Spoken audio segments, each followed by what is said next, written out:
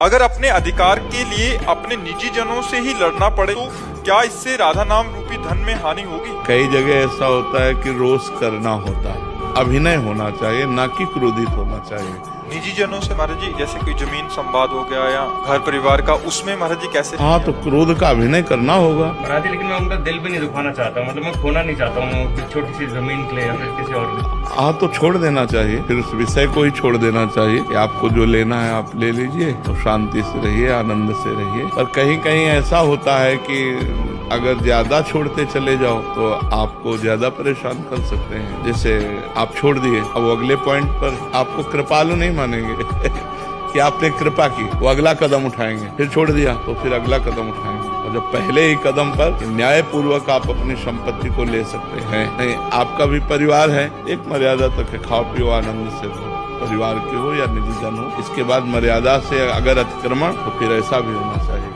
अगर हम बहुत सीधे बन जाएंगे तो बहुत हानि होती है, खुशकार की जरूरत होती है। अगर खुशकार की जरूरत ना हो तो आपको लोग बेवकूफ मानेंगे, आपको लोग पागल मानेंगे, आपको आपकी दयालुता और कृपालुता को आपको बुद्धू मानेंगे लोग। संसार का ऐसा क्षेत्र है, इसमें ज्यादा कृपालुता और दयालुता नहीं दिखाई जाती, इसमें धर्म पूर्वक निर्णय किया जाता है। हाँ, कहीं ऐसे ठीक है, आप ले जाओ, खाओ पियो, लेकिन अगला कदम अगर उनका बढ़े तो फिर उसका विरोध होना चाहिए, क्योंकि परिवार है। अगर ऐसे होगा तो बहुत ही विचित्र है। वो चाहते हैं हमारा विरोध करो, तो जो ऐसे चाहने वाली क्रिया करे उसकार करना चाहिए, अंदर से क्रोध नहीं करना चाहिए। देखो, भगवान ने बचाने की कोशिश की कि दोनों भाइयों में युद्ध ना हो। दोनों भाई ही तो हैं, पांडु और धृतराष्ट्र के ही तो पुत्र हैं, तो बिल्कुल एक घर ही तो है। लेकिन फिर विनाश हुआ, पूरे कौरवों का विनाश हुआ। अगर हमें जरूरत पड़े तो दया करना चाहिए और जरूरत पड़े तो कठोरता भी करनी चाहिए।